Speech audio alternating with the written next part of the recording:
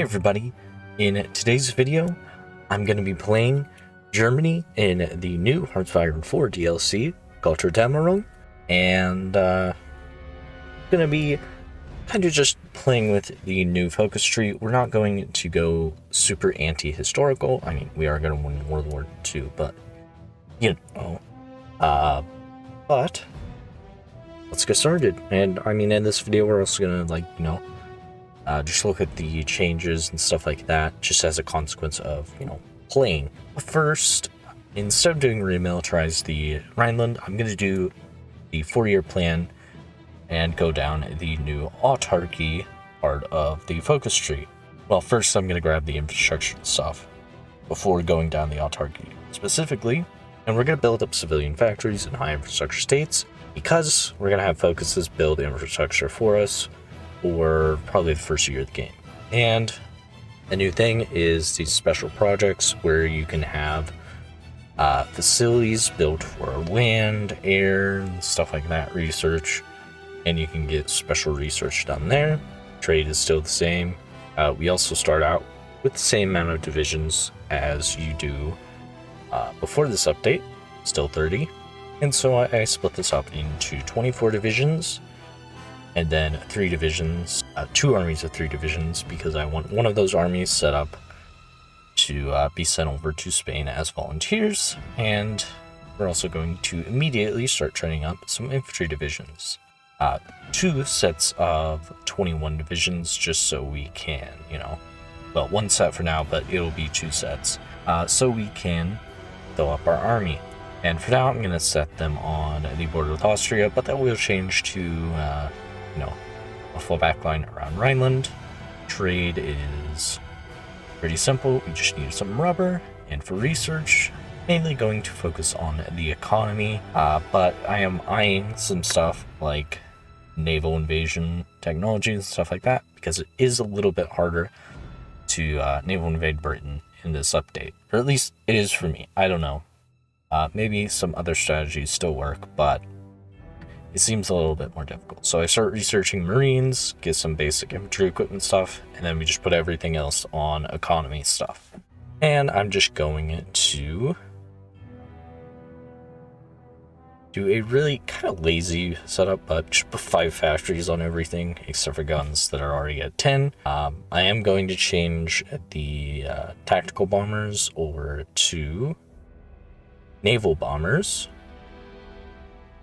Because, we're obviously going to be fighting the British eventually. And I'm going to do max dockyards on all of my production lines. And these ships will be produced for quite a while, so I don't really need to worry about dockyards for a bit.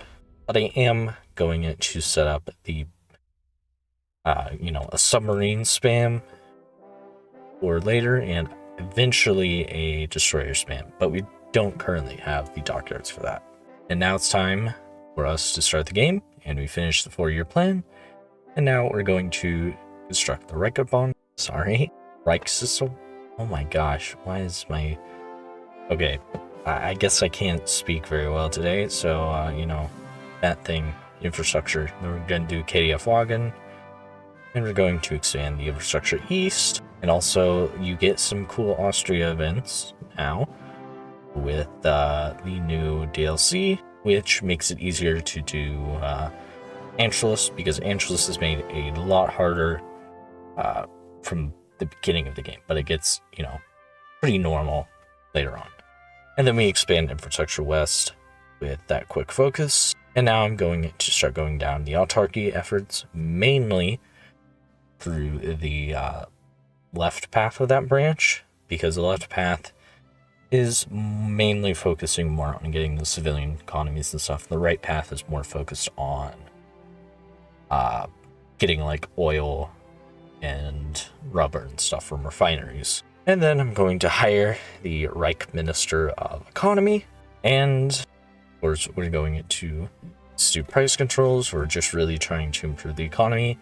And now that we've done all of those infrastructure focuses, I'm actually going to start building infrastructure, because now I know the states that did need that infrastructure to be built up in the first place. And I'm also going to start building civilian factories in those states that got maxed out infrastructure. And of course, like I said before, going to max out infrastructure in some other states as well. And we're just trying to build up our civilian economy for now. There isn't much to say really with this first part with the civilian economy and everything, since it is pretty standard. I mean, there are deviations, but I also don't want to, spoil literally everything for people that want to play through it themselves. For price control measures, I will be doing everything except for like import tariffs and stuff. And now it's time to remilitarize the Rhineland so that we can get access to the focus tree, the part of the focus tree that allows us to, annex territories, declare war, and do all of that. And we're going to reorganize the Wehrmacht, and then we're going to switch over to war economy. We're going to build the Ruhr Dam and some divisions. We're finished training, so we're going to train up some more divisions. Going to get security affairs guy to get some more operative slots, because we did actually form an agency, or we will be forming an agency, and we're going to get an extra research slot from the focus tree. And now we're going to start forming that agency I was talking about. Then I'm going to do a trade deal with Sweden. Then we're going to do the Führerenzip, which is really hard to say as an English speaker. Maybe I'm just stupid, but we're also going to send over some volunteers to Spain because, extra works, army experience, is pretty nice. It's not very hard to get some. And going down Führerenzip basically allows you to appoint leaders that can kind of do their own national focuses that are kind of labeled by this branch, and that'll give you passive bonuses over time. I do believe some of them are mutually exclusive, and if you do something that's mutually exclusive, it'll basically ask you do you want to kick them out and stuff. But for our next focus, we're going to uplift the Rosenberg office, and we're going to start researching some tank stuff. And here's this quick move to Madrid that we did. It was really interesting that they just left Madrid open like that, but yeah. Still didn't really end the war super quickly, but I don't know, I thought it was something that was worth leaving in. Now I'm going to accelerate the rearmament program, and we're going to do that early so that we can have a lot of equipment and everything, have a pretty elite army. Because most of our economy is going to be based off of war stuff anyways, and we're just going to keep doing those focuses to build up military factories so that we don't have to divert resources to actually build them ourselves. However, we can only do a small portion of them without being at war with a major country, so I'm going to go over to the army side of the focus tree and start developing modern warfare maneuver. I'm also going to start hiring infantry experts and stuff like that. And I'm going to do the Panzer Doctrine. And of course, I'm going to keep Austria in line. And I was building a spy network in the Netherlands because I wanted to see if they're going to do the Gateway to Europe focus early, but they didn't. So I started diverting my spies over to the Soviet Union to build up a collaborationist government. And our first 3 armies are finished, so we're just going to do pure infantry because can't really afford much more at this point in the game. And now we're going to install whatever that was that we're going to form. Well, yeah, we're going down decryption stuff so that we can decrypt the ciphers of Soviet Union and the UK. And now I want some bonuses for my Marines that will be very important in the invasion of Britain. So we're going to strengthen the Kriegsmarine, and I'm going to hire Rommel because why wouldn't you? And then we're going to reestablish the God, I can't pronounce these things, I'm sorry. but I can't. I don't know German, you know. We're gonna keep doing decryption stuff though, and we finally have gotten enough war experience from the war in Spain, which just ended, to, you know, start going down the mobile warfare doctrine, and we're going to give ourselves some marine bonuses, mainly so that we can, you know, start doing some special forces doctrines for cheap with the Marines. And now, of course, like I said earlier, we're going to start doing the collaborations government and set it up to repeat until we can't repeat it anymore. I hire the army offense expert. And now we're finally going to do Anschluss. Now we're going to do Anschluss. And because of that, I'm going to start sending my troops on the border with Austria. Not like they're going to refuse, since this is a historical game. I believe it's a very, very low chance, if not a 0% chance, that they refuse. This is my Marines division template, by the way. Nothing too crazy, just some armored support companies and support artillery, and then, you know, 18 combat with. And then, of course, Anschluss succeeds. You get Austria, and now we're going to demand Sudetenland, and of course, you know, go down the branch to annex Czechoslovakia. And I'm going to start training a little bit less divisions, since we did get Austria's divisions. And of course, we get Sudetenland pretty easily. Do First Vienna Award, and now we've just done Fate of Czechoslovakia to do the historical annex Czechoslovakia, and then annex Czechia, and then puppet Slovakia. And now I'm going to do reassert Eastern claims. I'm going to set my troops to actually be on the border with Yugoslavia, because I kind of had a little bit of a plan. Wasn't sure if it was going to work, but you're going to see what this plan is. And of course, Lithuania gives us minimal. And now it's time for that plan I was talking about. Just kidding. We need to do Molotov-Ribbentrop Pact first, and the treaty with USSR. And we're actually going to switch over to extensive conscription, because we're starting to run a little low on manpower since we're training so many troops. And now, I'm going to go a little bit ahistorical. Apparently I'm going to do expand SS recruitment. Sorry if I sound confused. You know, I recorded a lot of this audio in post, and so it's a little weird watching myself learn the game, you know, because I just pause a lot, and I'm like, come on, get on with it.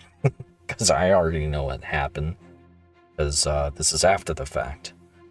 But we're going to do demand Slovenia. That's the plan that I was talking about. And it's going to do something pretty interesting that I wasn't sure if it was going to do it or not. But Yugoslavia refuses, which is like 50-50 chance of happening. I mean, it might not be exactly 50-50, but you know what I mean. But whenever they refuse, they join the French alliance, which means that France is separate from the Allies. And so it's a little, I don't know if it's intentional, but, you know, pretty beneficial. And I'm glad that it worked. And we obviously did Danziger War next. And instead of declaring war on Poland to start World War II, I declare war on Yugoslavia to start World War II. And unlike Poland, they are actually going to hold out pretty well because of the French. And honestly, looking back on it now, I probably should have just immediately went through like Belgium and everything to just capitulate France as soon as possible, but I thought that I could roll through Yugoslavia a lot easier. But turns out French Air Force is larger than mine, because I hadn't set a whole lot of factories on it. And so we had a pretty hard time actually pushing through Yugoslavia quickly. And of course, Croatia revolted. And here are my usual airplane designs. Nothing super special. The 4 cannons, the heavy machine guns, and then, you know, engine 3 and all of that. Basically the same template that I use for every game, because it is still super overpowered in single player. Don't know how it would work in multiplayer, because I haven't really played multiplayer in a while. And then here's the CAS setup, or close air support setup. which could be better if I had the anti-tank guns researched actually, because that gives you an extra module that is a lot stronger with ground attack. But still, this close air support is still very powerful if you have air superiority. And then I invite Croatia to the Axis, meaning that we can move through their territory to attack Yugoslavia a little bit better. Honestly, I was waiting for them to capitulate because I thought that they would get defeated, but they actually held on. So I just decided, why not ally them?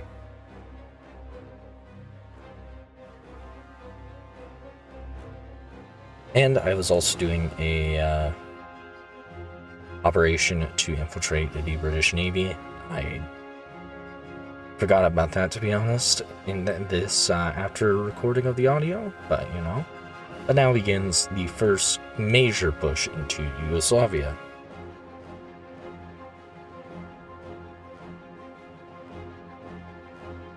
And a really big problem that we actually have in Yugoslavia is the AI just spamming the last stand, which is very annoying.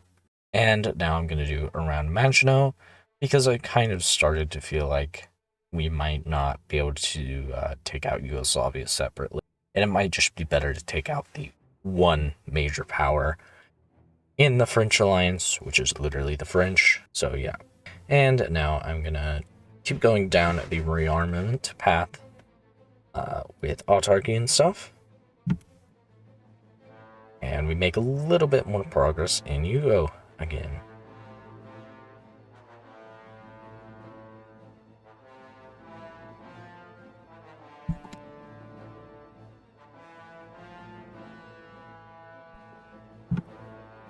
And after forming the central planning, we just keep going the rearmament stuff to eventually get total war as an option for our economy, which is basically just total mobilization, but I think a little bit better. And in the theme of rearmament, we start building a bunch of military factories, because we're going to need a lot of planes and everything else to beat people later on, because we're not just going to be fighting democracy, of course. And we made okay progress in Yugoslavia, but I was I just didn't feel like it was enough, so I decided to start getting ready to go around the Maginot. But then I noticed the Dutch joined the Allies, and so we needed to invade Poland because Poland was also part of the Allies. So I set all of my troops on the border with Poland, and I did also I had to justify Orgol, which is a little weird. I thought that Danzig Orgol would be permanent, but apparently not, unlike a lot of the other focus tree Orgols you get as Germany. But I sent one army over to the border with the Dutch so that, you know, if we didn't get capitulated by the Dutch, that would be a little embarrassing. And they should just be able to roll over the Dutch, and we'll just have the rest of our army be fighting against Poland. And so we do need to defeat Poland first in order to, you know, go around the Maginot with the full force of our army. But Poland surprisingly doesn't hold out very well, considering they were given so much extra time, and the Dutch fall to just a battle plan, which he was really surprised, I guess. But I have the troops that were doing with the Dutch join the offensive in Poland and just stop it for a moment so that they can reorganize. And then we finish off Poland.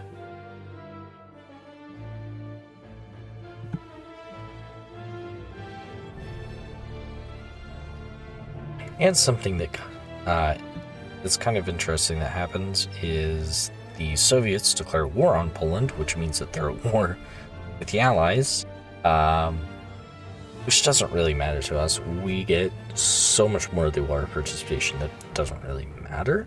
And we just finish off the encircled Allied troops in our territory. And we give Soviet Union Eastern Poland, go with Belgium. And I was kind of worried that Belgium was going to be a little annoying because they started doing the last stand like Yugoslavia was doing. And I was like, oh.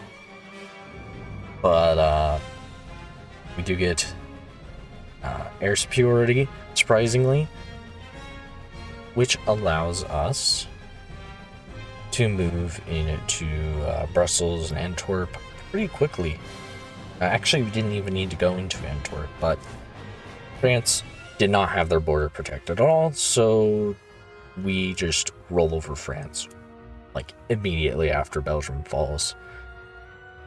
Which means that we get a peace deal with the French alliance.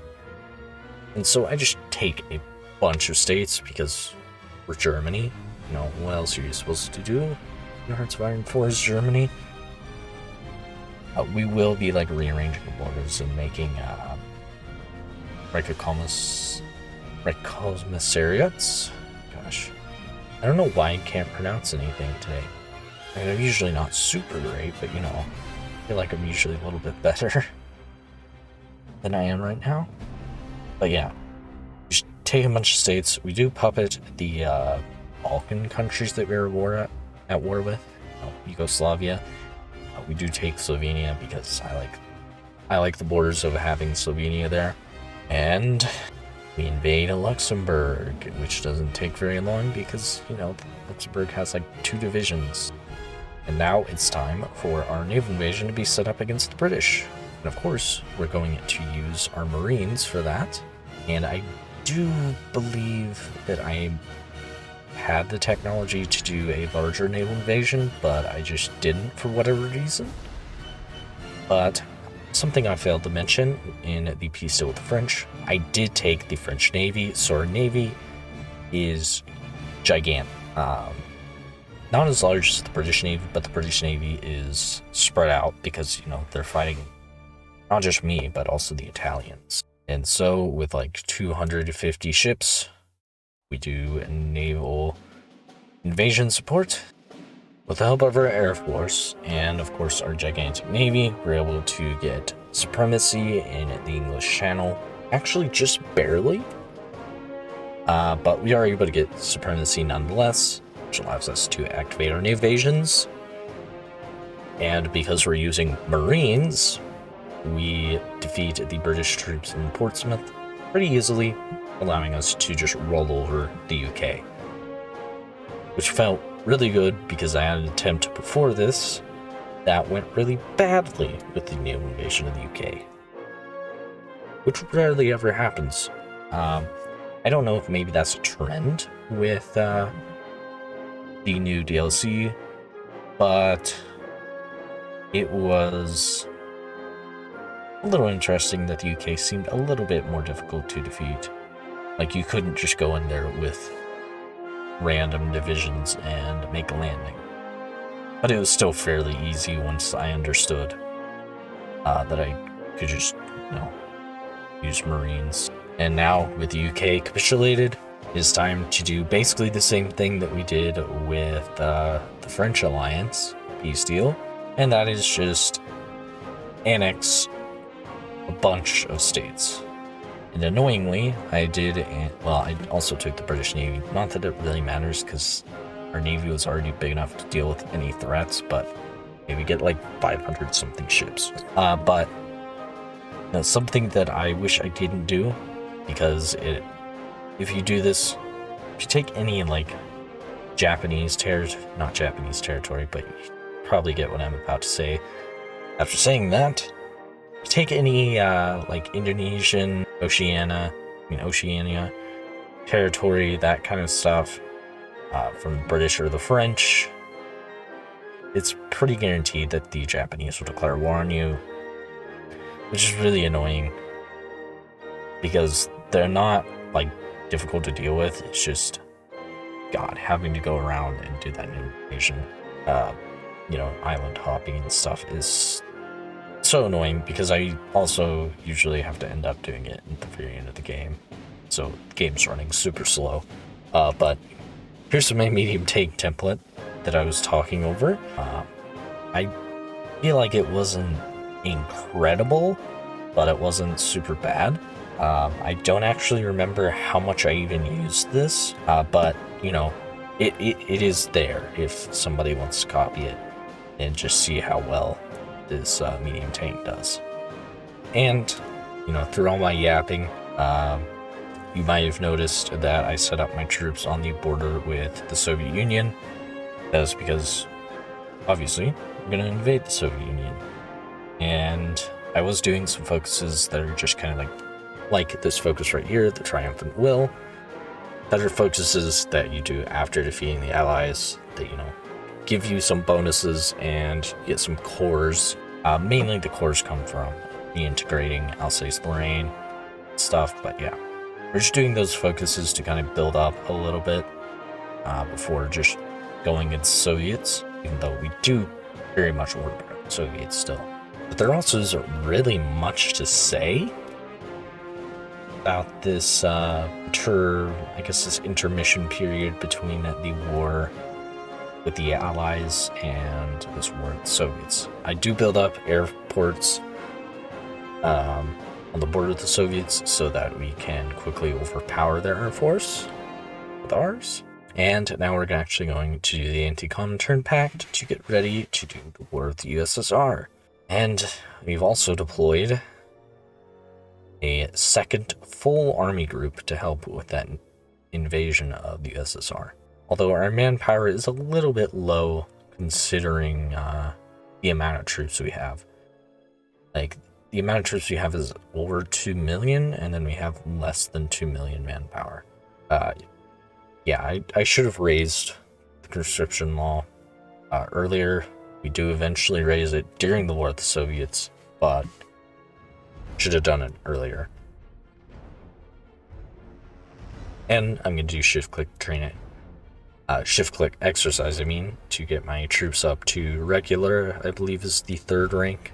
And I'm going to do the same thing with my Air Force. So yeah, we have 1,000 of the brand new planes, the improved airframes, doing pilot exercises to prepare to fight in the Baltics, and then the rest of my Navy preparing, not Navy, Air Force preparing to fight in Eastern Poland. And we're going to do subjugate, never mind. I'm just not even going to focus on the focuses that I took because it really does not matter at this point, sadly. But after we're done training our divisions to get them up to regular so that they have that attack bonus, we declare war on the Soviets, tell our Air Force to do air superiority and close air support in Eastern Poland and the Baltic states, and now it's time to roll over them, because we also activated the decryption of the Soviet Union ciphers, so we have a pretty big bonus in attacking them. And we don't actually push through Eastern Poland as fast as I thought we would, but we do push through the Baltics pretty quickly, so that was cool to kind of see in this fast map. Although you will see me playing around with the Air Force a lot, because as Alex the Rambler and, well, Alex the Rambler I think is the main one that I've heard say this, you know, Cass is king. You need air superiority or it's going to be awful to win any war against a major country. Unless you're like cheesing it super hard, but we're not cheesing it, so yeah.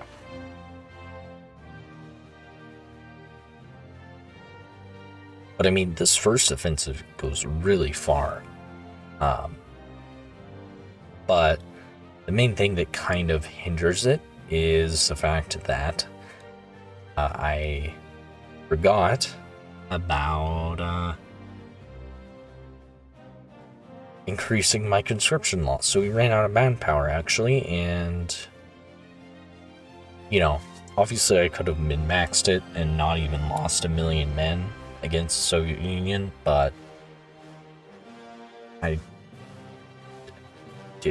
was so defeated after losing that first attempt that took forever that I didn't really care about the second attempt being min-maxed, you know? But we do take, like, Kiev and Minsk really quickly.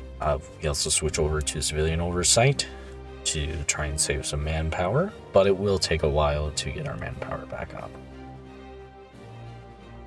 And here is where some of my medium tanks come into use, because I believe that some of the special divisions that I have in this small army that I just sent over to Crimea, I believe those have medium tank support companies, but I don't think I ever trained actual, like, medium panzers, sadly. But take Minsk pretty easily. We're not going to do a major offensive for a bit, but here's a little bit of a battle for Crimea. Mainly more of a battle for Sevastopol.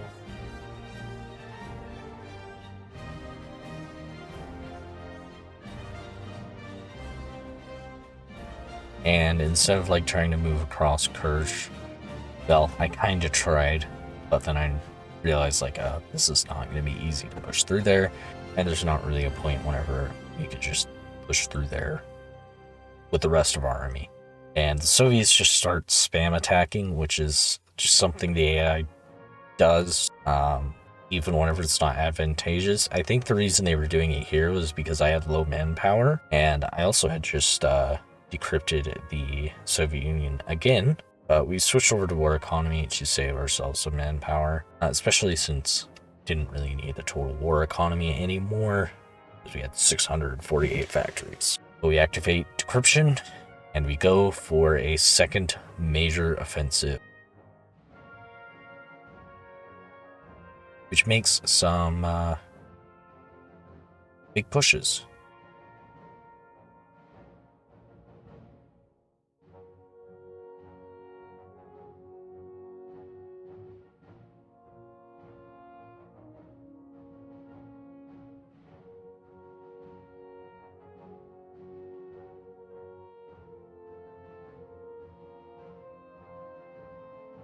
And honestly, whenever I was playing this, I didn't feel like the second offensive was going very well, and then we made that breakthrough in the south, and it was like, oh, we're gonna take Stalingrad like really quickly.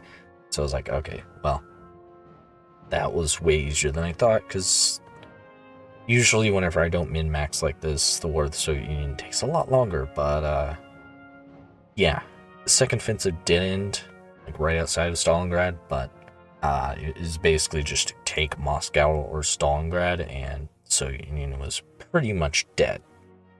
And so I just waited for decryption to finish again, and that is when we did our third offensive in it to the Soviet Union, and also did like that campaign thing against them as well. But I don't actually think it gave me any bonuses, because I didn't realize that it took a year to do stuff. So yeah, but this third offensive is going to just end the Soviet Union,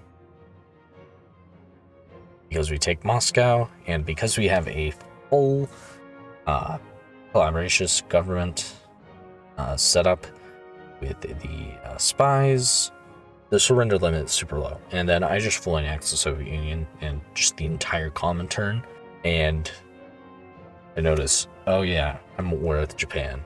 So I can't actually form Greater Germany, but what I can do is start releasing some commissariats, basically releasing every commissariat that I can, and yeah. And for the most part, I think the borders actually look pretty nice once we're done with this, but I do kind of wish that we could make a commissariat in like southern France or something, but yeah, I didn't get to release Vichy because the French had their own faction. But this was kind of the moment, like whenever I started forming Russia and stuff, it's kind of the moment where I realized I couldn't proclaim the New Order, I think is what the decision is called, because Japan had occupied some of our territories. Even though they weren't core territories, they're still territories that we own. So yeah, add to defeat Japan after we, get all these puppet states set up. But yeah, now we've got a general idea of what the borders are going to look like.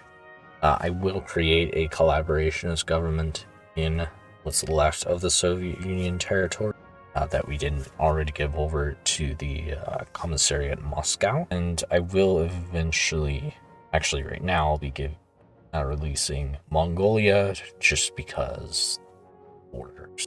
I think eventually we do lose Mongolia just through Japan occupying it, And then in the peace deal, like, China takes it over. But yeah, get prepared to send our army over to Indonesia to get ready to naval invade. Actually, I guess you have the naval invasion go for Malaya, but you know what I mean. Or Malaysia. But I swear if I mess it up, I'm sorry. It's late. But we're gonna get our naval invasion set up to invade Taiwan, to then have a port to invade the actual home islands of Japan from, because, you know, Eastern Russia was going to fall too quickly, and the supply there would be even worse than the supply in, you know, Malaya and stuff. So we begin our naval invasion. Okay, it is Malaysia. Yeah. Sorry. But doesn't, I guess, matter a whole lot, but we get our naval invasion of Taiwan going. Some of our divisions actually got caught by the Japanese Navy because I didn't split up my own navy a whole lot. But despite that, we still take over the port in Taiwan. And so we just quickly take over the island and get a base set up for the eventual naval invasion of the home islands. And so now it's time to set up a naval invasion of Nagasaki, because I think it's a really good, like, choke point. Or not choke point, but it's really easy to, well, kind of a choke point, where we take the entire island, but it is really easy to surround Nagasaki with naval invasions as compared to a lot of the other cities in Japan. So I basically always pick Nagasaki. So naval invasion is prepared, we activate it. We are able to get supremacy very easily because we have, like, yeah, we have 711 ships. That's crazy. So yeah, our navy is just ridiculous. So we very quickly and easily do a successful landing. And now just set our divisions to do, you know, battle plan defenses. And we try to take over the southern island before we kind of spread out from there. And for this first part of the invasion, it was pretty quickly.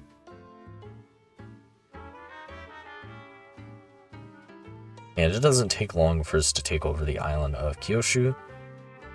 And we start moving into the actual main island, basically right after. And at the numbers advantage because the Japanese have pretty much their entire army fighting in China.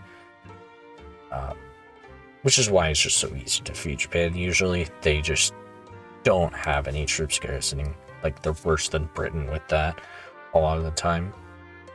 But Japanese were spamming the last stand a lot, so I had to deploy my air force, and eventually with my air force I got a breakthrough despite them doing the last stand, and this was the end of Japan, as you will see. And with the fall of Nagoya, Japan capitulates, and that is the last war of this. Oh wait, no, it's not. I forgot it. You have one more war to go through. But peace deal, I pretty much just take a bunch of Japanese islands. And then I lose Mongolia, which I didn't notice until afterwards. So that's kind of funny, but it doesn't really matter. It's like Mongolia is nothing compared to everything else that we have, but we did do that Operation Rendsburg? I think it's something like that. You know, the national focus gives you a war goal on Denmark and Norway. Did do that, and declare war on Denmark. They immediately give us control. They become our puppet within like a day of the war.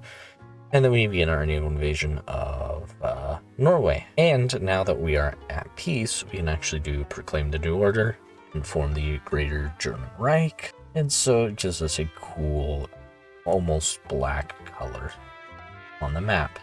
And I also start annexing Denmark with the Protectorate of Denmark decisions. But they actually refuse annexation, and so I just declared war on them again, because it's like they're not gonna be able to defeat me. So I just declare war. They break through into the islands in order to take over Copenhagen and annex them. Pretty easy. Obviously, full annex in the peace deal.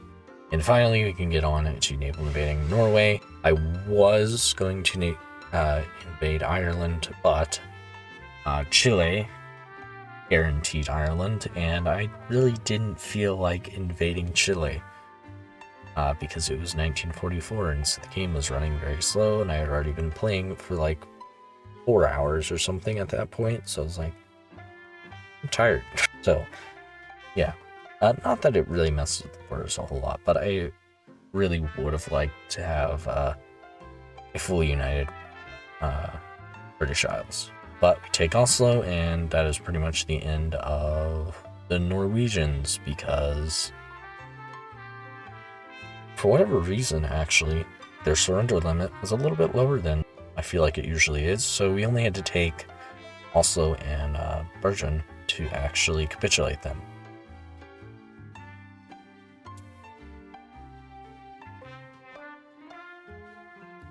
And so, with the capitulation of Norway, I just full annexed them, and it is time to, create the Reich Commissariat of Norway.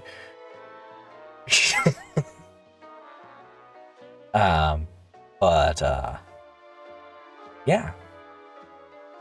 I actually had a lot of fun with this campaign, as much as I complained about being, like, tired through it and stuff.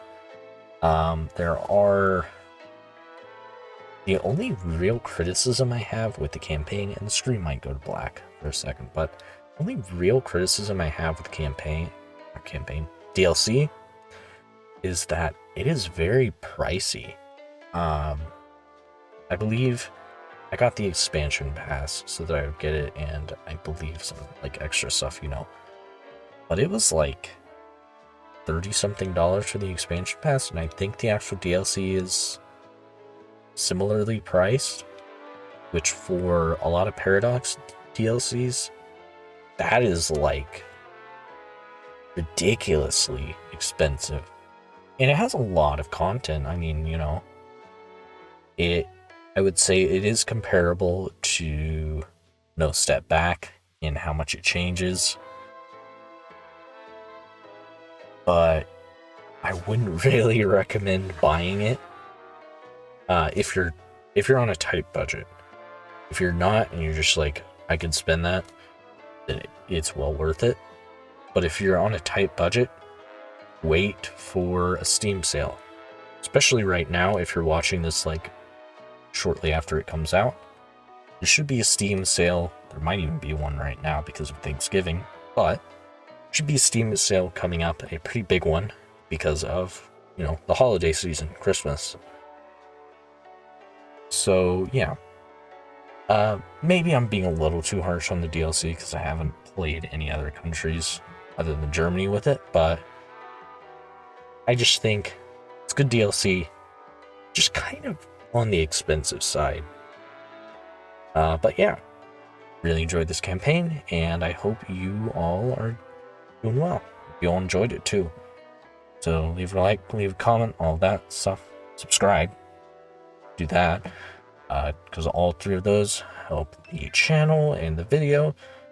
And of course, you don't have to do that stuff, but do it if you like the video. Thank you, and I'll see you all later. Bye-bye.